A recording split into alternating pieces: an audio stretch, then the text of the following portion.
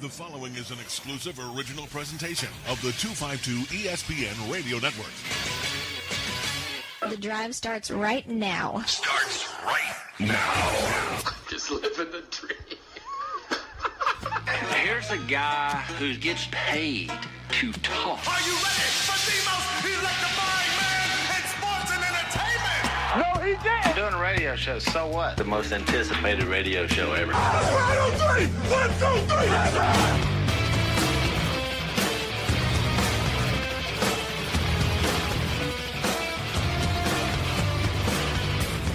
A very happy Tuesday. I'm getting ahead of myself. Getting way ahead of myself. Happy Tuesday. We have a great show for you today. Sam Avalos. I'm here. I'm ready for it. Ready. Today is Transformation Tuesday. Hashtag Transformation Tuesday because we have gone through the Is that third. a real hashtag? Oh yeah, that's a popular thing. The third. Come on, man! You never heard Transformation Tuesday? So everybody like posts all their weight loss Is it on it? pictures and everything like that. No. I thought it was like HGTV or something. Like, Oh no! Okay, Yeah, okay. you know, like Throwback Thursday, Yeah, Transformation Tuesday. Today is I got it, Transformation Tuesday. We're on our third different studio setup within like the last week, and we have redone the entire interior Yes. of this studio. For the people watching on YouTube or on Facebook or wherever, you can see all the lovely decorations we have now added to the place. We have a new table. It's exciting. it is Different super microphones, exciting. different headphones. It's all different. Everything's different. And do you like it, right? Oh yeah, I feel a lot better about it. Okay. I was angsty yesterday. We were pinned up against the wall. Against the wall Wasn't for no good. good reason. We were like, why are we so pinned up against the wall? So, Transformation Tuesday. I didn't know about that. I mean, listen, I'll be honest. I don't know a lot about the hashtags. I'm gonna see what's going on. Like, Transformation I just Tuesday. figured out what MCM and WCW were. Like, I didn't know what. Man Crush Monday, bro. Yeah. I mean, I Woman know that Crush now, Wednesday. but I didn't know that. Are you gonna post a Woman Crush Wednesday tomorrow? Should be Britney Spears. We've got her on the wall in here now. Brittany. Yeah, old Brit. Yeah, dude. Transformation Tuesday. right there, trending. Is that trending today? Trending. Well, Yeah, as I told you, it is it's always Tuesday. it's always all weight loss pictures. Like this guy says he lost 120 pounds. Wow. Look at that. My man looks good. Cowboy fan. Wearing is that Aikman jersey? Yeah. Number 8? Number 8, yeah. Oh, Troy Aikman. Losing weight, man. Transformation Tuesday. On this Transformation Tuesday, Kyle Gaskins, ESPN Greenville's very own, is going to join us today. We'll talk some ECU baseball with him, and you two had a Twitter bait. Don't call it that. It's Twitter debate, right? Yes. But it sounds different. Sounds like it could be I something else. got what you're saying. Well, you guys had Twitter beef is the word I would use. Twitter beef, Beef. not Twitter bait. Yeah, not. Okay. But not all out Twitter war. We're gonna discuss that today when he calls. That'll be fun. I think you and I should enlighten the listeners on we're real people. So the one thing you won't get with our show if you're a newcomer is you won't get the lies. We won't pretend that we watch because we watch a lot of sports, and I will back up the fact that we probably watch more sports than the average human being. But Sam and I will also be honest with you that we are real human beings with lives outside of sports, small as they may be, outside of sports. But Yeah, speak for yourself. I don't have much of a life. well, but, yeah. but we are honest with people when it comes to, listen, if I'm not watching the sport thing, I'm not watching the sport thing, right? And you and I had a conversation yesterday about the Western Conference Final, and I was telling you, I need Houston to make this interesting. Yes. And it was interesting up until halftime. I was thanking myself. I mean, I was like, Mark, good job on this because we stayed up. It's a tie game. Maybe we got something going on here. And then the third quarter happened, and the Golden State Warriors sort of showed their Golden State Warriorness. And it did not appear that Houston was really capable of making a comeback. Now, it's only game one, and we're expecting adjustments. But talking about our conversation yesterday is because I get up a little early. Sound like the old guy here. But these 9 o'clock starts, if it's just going to be Golden State in 4, I don't need to watch that. Right. I mean, the truth is, I want it to be interesting. I love the conference finals. We're down to our final 4 teams, and if you enjoy NBA basketball like I do, unlike Kyle Gaskins apparently, we'll get to that later, but I enjoy NBA basketball, and these are the last few games, so I tend to soak up as much of the, like when the last few NFL games are playing, when it's NFL playoffs, you start to watch every one of those playoff games because you're down to your final 7-8 games of the season. And we're at this point right now with the NBA. But 9 o'clock start, especially when Houston didn't look that competitive. Again, it's game one. I'm not abandoning ship quite yet. But my early impression is after last night, what I was telling you, and you were saying yesterday, you could see Houston winning that game.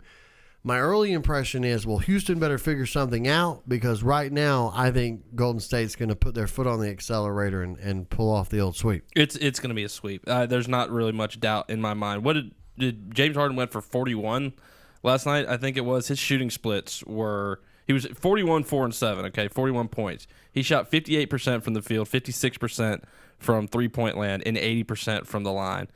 Steph Curry only made 1 3-point shot. Okay, so Houston's best player has an incredible shooting night, shoots above 50% from the field, above 50% from three-point land. Steph Curry, 2-time MVP, only has 1 3-point shot made, and the Warriors still win by 13. We saw last night that the best thing from the Houston Rockets still isn't necessarily good enough. Chris Paul why people call him essentially a top 10 point guard in NBA history doesn't make any sense to me. I think he finished with maybe 3 assists. He had 17 points. He finished with 23 points, but that was just ridiculous stat padding at the end. He had 17 points on the night. So the 2 stars for this team, Houston, it's James Harden, it's Chris Paul. Yep. James Harden has a special, special night. And when the Warriors decided in the third quarter that they were ready to shut the door, they shut the door. And to me, it made me lose all interest in this series. It was exciting for a half, but I lost all interest. Chris Paul after last night. Defensively, I think we got to be better. It's funny. I got caught helping a couple times in the first half, and I think Nick Young hit 3 threes off of those plays. You know what I mean? Some games, some series, you may make those mistakes, and guys don't make the shots. But tonight, every time we did it, they made the shot. So for us, we're going to look at the film. Hell, a lot of it we already know. You know what I mean? We just got to do it better because obviously they make you pay when you make mistakes. Now, you know what you boys need? You need LeBron James. Yeah, I was telling you, they just look outmanned. You just don't. I mean, even with, they've got great players. The Houston team, very talented, but we've talked about it. This Golden State team is loaded up and down the floor. This is playoff basketball. I am not abandoning it. As you said, you're done. I'm gonna give Houston a chance, but there's no doubt if it heads back to the Bay Area and it's 2-0. It's not ever going back to the state of Texas. That they will never play another game in Houston this season if they don't win this game too. And that's what I'm going to give them. I'm going to give them this game too. But, it's on life support, and they have to make some incredible adjustments. They talked all night in the press conference about how they got to play better defense. Yes. But they've got to play better offense. There were times where they couldn't get shots off. This Houston team that scored all these points and that whole D'Antoni system, Golden State, we talk how incredible they are on offense. They play great defense. They frustrated Houston, especially in that third quarter.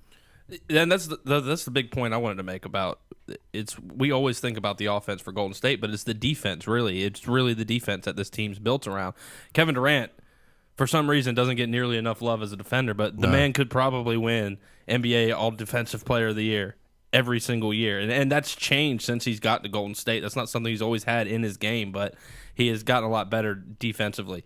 But it's not just Kevin Durant. It's not just Klay Thompson. It's not just Draymond Green who play great defense. Kevin Looney, okay, like the 7th or 8th option for the Golden State Warriors, in the game last night had 19 possessions where he faced off against either James Harden or Chris Paul. They did not score on any of those possessions. He did not foul either of those guys on any of those possessions. So top to bottom, doesn't matter who's playing defense for that Golden State team. They work together as a team and they pull it off. You talked about the third quarter. This postseason, the Golden State Warriors are plus 69 as a team in the third quarter. They let teams they find their groove. We always hear about that with LeBron James when it comes to series. He likes to feel the series out in game one. That's what we see Golden State do in a lot of these basketball games. They take the first half, they feel it out, they make halftime adjustments, and then third quarter they come out and they shut the door. Once Golden State gets up by 10 points or so, it's over. How do you overcome a deficit against one of the best defensive teams, the best offensive teams? You can't do it. And honestly, I think what Houston has to do is take this game plan that they have of we're just going to shoot threes, and up it. They need to up it. They shot 37 3-pointers last night. I legitimately think the only possible way they have of stealing a couple games from Golden State is shoot 55 3-pointers. Do nothing but shoot 3-pointers and tell Clint Capella to just sit down there and try to pick up offensive rebounds and immediately kick it back out. There's so much to discuss. We're going to talk some more basketball. We need to take a break. I want to also discuss, there are many people, especially after Kevin Durant's performance last night, that want to talk and put him, he's the number one best player. He has supplanted LeBron James as the best player in basketball.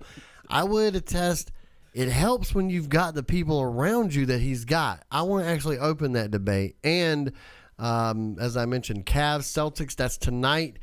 Game 2, I want to talk about what effect LeBron James can have. You mentioned the fact he talked about feeling out Game 1. I am expecting to see the real LeBron James because I don't think we saw him in Game 1. But we'll talk about that a little bit later. But let's go ahead and take a break. When we come back, ESPN Greenville's very own Kyle Gaskins joins us. We'll talk about the ECU Pirates, who, again, I guess weather pending tonight, scheduled to play some midweek baseball tonight against Campbell. Don't go anywhere. More of East Carolina Sports Show and your ride home is coming up.